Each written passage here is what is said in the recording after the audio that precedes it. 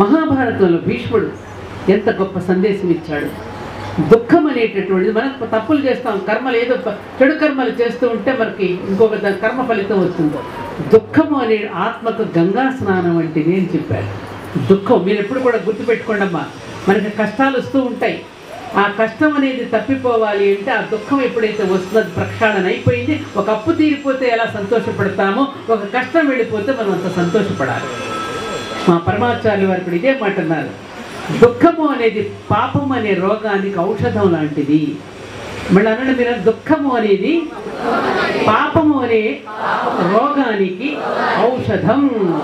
దాని వలన ప్రక్షాళన అయిపోయి ఆ కర్మ ఫలం తీరిపోయి తెలుసో తెలియకో చేస్తూ ఉంటాము కదా. అందుకని మనం ఇవన్నీ కూడా ఎప్పుడైతే ఈ ఆధ్యాత్మిక చింతనలో ఎప్పుడైతే మనం ఉంటామో, ఈ రామాయణ భారత భాగవతాలను ఎప్పుడైతే మనం చదువుతూ ఉంటామో, మన జీవితంలో మనకు అనేక సమస్యలకు పరిష్కారాలు దొరుకుతాయి. మా నాన్నగారు నన్ను అత్తవారింటికి పంపిస్తూ రామాయణం నా చేతిలో పెట్టి, నువ్వు సుఖంగా ఉన్నప్పుడు ఎప్పుడూ నాకు ఉత్తరం రాయి, కష్టంలో ఉండి నీకు ఏదైనా ఇబ్బంది వస్తే నువ్వు నాకు ఉత్తరమే రాయద్దు, ఇదిగో నీకు ఇందులో పరిష్కారం దొరుకుతుందని నాకు రామాయణం చేతిలో పెట్టి పంపించారు. అది ఎంత ఉపయోగపడిందో నాకు చూపిస్తాను. అది చెయ్యాలమ్మా. ఇవాళ పిల్లలకి లేదు. అందుకనే ఈ కుటుంబ ప్రబోధనం, అన్నం తింటూ భోజనం చేస్తూ చెప్పండి పిల్లలకి చెప్పండి. పిల్లలకి చెప్పడం వల్ల ఎంత మేలు జరుగుతుందో మీకు పర్వాలేదా, నాకు టైం ఉందా, ఏమ్మా ఇళ్ళకి వెళ్ళాలా, భోజనాల సమయం అయిందంటే నేను విరమించేస్తా, ఏమ్మా చెప్పండి అన్నవాళ్ళ చేతులు ఎత్తండి, నేను 10 నిమిషాలు తీసుకుని వెళ్ళిపోతా. ఓకే పంతులు గారు కానీ ఏమైనా మేనేజ్మెంట్ మీకేమైనా ఇబ్బంది ఉందా? అయ్యా ఏదో చెప్పదలుచుకున్నాను. భోజనం చేసేటప్పుడు పిల్లలకి చెప్పండి. ఒకసారి నేను ఒక స్కూల్కి వెళ్ళాను, ఇది చాలా ప్రపంచమంతా వైరల్ అయింది. ఇది బహుశా నేను చెప్తూ ఉంటే మీకు కూడా గుర్తుకొస్తుంది. అది కర్ణాటకలో నేను ఒక స్కూల్కి వెళితే ఒక పాప నన్ను అడిగింది, చిన్నపిల్లలు ఇక్కడ ఉంటే వేరండి ఈ పిల్లలకి అవసరం, అమ్మమ్మ మా అన్నయ్యనేమో రాత్రిపూట కూడా ఫ్రెండ్స్ ఇంటికి పంపిస్తుంది, నన్ను మాత్రం పంపించదు, ఏమ్మా ఈ మధ్యన కొత్తగా ఒక ఫ్యాషన్ వచ్చింది, ఏమంటారు నన్ను స్లీప్ ఓవర్ అని చెప్పి ఒక వేరే వాళ్ళ ఇళ్ళకి వెళ్ళి పడుకోవడం. ఎందుకంటే అప్పుడంటే మనకి మేనత్త మేనమామ పిల్లలు ఉండేవారు, కజిన్స్ వచ్చేవారు సెలవులు. ఇప్పుడు ఎవరు లేరు కదమ్మా, వరుసలు కూడా వదిన పెద్దమ్మ మేనత్త మేనమామ వరుసలు కూడా కనుమరుగైపోతున్నాయి. నన్ను మాత్రం పంపించదమ్మా, ఎక్కడికి పంపించదు, పైగా నేను రాగానే ఇంత టైం ఎందుకు లేట్ అయిందని అడుగుతుంది, రకరకాల ప్రశ్నలు వేస్తుంది, నా పుస్తకాలు వెతుకుతుంది, అందులో ఏమన్నా లెటర్స్ ఏమన్నా ఉన్నాయో, లేకపోతే నా వాట్సాప్ చాటింగ్స్ అన్నీ చెక్ చేస్తూ ఉంటుంది.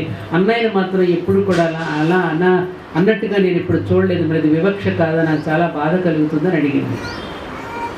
అప్పుడు నేను ఆ పాపను ఒక ప్రశ్న వేశాను, ఏమని, అమ్మ మనం బంగారం ఎక్కడ పెట్టుకుంటాం అన్నా. అదేంటమ్మ బంగారం బీరువాలో పెట్టుకుంటాం, లాకర్లో పెట్టుకుంటాం, విలువైంది కదా అనేది. మరి దీపారాధన ఎక్కడ పెట్టుకుంటాం, దీపారాధన కూడా పూజ గదిలో పెట్టుకుంటాం, అది నిజం కాకూడదు కదా, గాలికి అల్లలాడిపోతే అయిపోతుంది కదా అన్నా. అప్పుడు అన్నాను నేను, అమ్మ దీపారాధన గాలికి అల్లల్లాడకుండా కాపాడుకోవటం ఎటువంటిదో, విలువైన బంగారాన్ని భద్రపరచుకోవటం ఎటువంటిదో, అమ్మ నీ పట్ల చూపిస్తున్న ప్రేమ శ్రద్ధ కూడా అటువంటిదే. ఎందుకంటే అన్నయ్య శరీర ధర్మాలు వేరు, నీ శరీర ధర్మాలు వేరు. అందుకని నువ్వు దేవత లాంటిదాన్ని, ఈ దేవతను ఎవరు అపహరించకుండా, దీపారాధన వెలుగుతూ ఉన్నప్పుడు ఒక గ్లాసు ఎలా అయితే పెట్టుకుంటామో ఆ గ్లాసు మరింత వెలగడానికి పెడతాను తప్ప ఆ వెలుగుని అవమానించడానికి కాదు కదా. అలాగే నేను అక్కడ అవమానించడం కాదు, అన్నయ్య కంటే కూడా నువ్వు దేవతా స్థానంలో ఉన్నావు. నువ్వు అటువంటి దేవతా స్థానంలో ఉన్న నిన్ను అమ్మ నీ పట్ల కాపాడుకుంటూ ఉన్నటువంటి భక్తితో నేను ప్రేమించేటువంటి స్థితే కానీ కాదమ్మా అని చెప్పారు. ఏడుస్తుంది, కళ్ళ నీళ్ళు పెట్టుకుని, ఏంటమ్మా నీకేమైనా బాధ కలిగిందా అని అడిగాను. లేదమ్మమ్మ ఇప్పుడు ఇంటికి వెళ్ళి అమ్మకు వెంటనే పాదాభివందనం చేయాలనుకుంటున్నాను అని. ఈ విషయం వైరల్ అయిపోయింది. మరి మగపిల్లలకు కూడా చెప్పాలి కదా, ఏం చెప్తారని అడిగింది, మర్చిపోయాను చెప్పాలి. ఛత్రపతి శివాజీని ఒక మహమ్మదీ వనిత తీసుకుని వచ్చి బంధించి వస్తే ఆయనకు కుర్చీ వేసి ఆమెను కూర్చోబెట్టి, అమ్మ నేనే కనుక నీ కడుపును పుట్టి ఉంటే నీ అందమైన ముక్కు నాకు వచ్చి ఉండేది కదమ్మా అని మాతృభావన చేత ఆదరించాడు. అలాగే ఒరేయ్, నువ్వు బయటికి వెళ్ళినప్పుడు ఎవరినైనా నీ సోదర సమానంతో సోదరి సమానంతో మాతృ సమానంతో చూడాలిరా అని పిల్లవాడికి చెప్పవలసిన బాధ్యత కూడా అమ్మ మీద ఉందమ్మా. అందుకనే మన తల్లులు కూడా మనందరికీ ఎరికే, వాడికి అంటే వాడు మగాడు, ఈ చెప్పకూడదు. అది మన వాళ్ళు చేసిన పెద్ద పొరపాటు. వాడికంటే ఆడు మగాడు ఏం చేసినా చెల్లుతుందనే మాట ఎప్పుడు కూడా అనకూడదు. నేను అనొచ్చా? మగపిల్లల్ని అడుగుతున్నా, అనొచ్చా? వాడు ఏం చేసినా చెల్లుతుందా? చల్లను.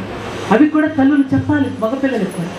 ఇదమ్మా, ఇది వైరల్ అయ్యి నేను ఏ ఫంక్షన్కి వెళ్ళి ఇంత వయసు ఆడపిల్ల ఆ అమ్మమ్మే కదమ్మా చెప్పింది అని. అవునరా, మరి మీరెందుకు చెప్పలేదు మాకు? ఏదో మాకు తెలియదు లేదు, ఇప్పుడు అమ్మమ్మ చెప్తుందిగా మీరండి పోనీ అంటున్నారు. అంటే ఏమిటి? పిల్లలకి ఆ విధంగా చెప్పాల్సినటువంటి కర్తవ్యం, బాధ్యత మన మీద ఉన్నది. దాన్ని మీరు బాధ్యతగా తీసుకోండి అని చెప్తున్నా. ఏమంటారమ్మా? తీసుకుంటారా? చెప్పండి. అటువంటి పాఠాలు బోలెడని వస్తున్నాయి. చాగంటి గారు చెప్తున్నారు, గరికపాటి వారు చెప్తున్నారు, మైలవరపు శ్రీనివాసరావు గారు చెప్తున్నారు, సామవేదం గారు చెప్తున్నారు. అనేక మంది ప్రవచనకర్తలు బోలెడని విషయాలు మీరు బోధిస్తూనే ఉన్నారు కదా. అందులో ఉన్న విషయాలు చిన్నప్పటి పుస్తకాలు జరుగుతున్నాయి. వాటి తీసుకుని చిన్నప్పటి నుంచి పిల్లలు గాయత్రి మంత్రం నేర్పించండి, రామనామం నేర్పించండి, వాటి యొక్క అంతరార్థం చెప్పండి.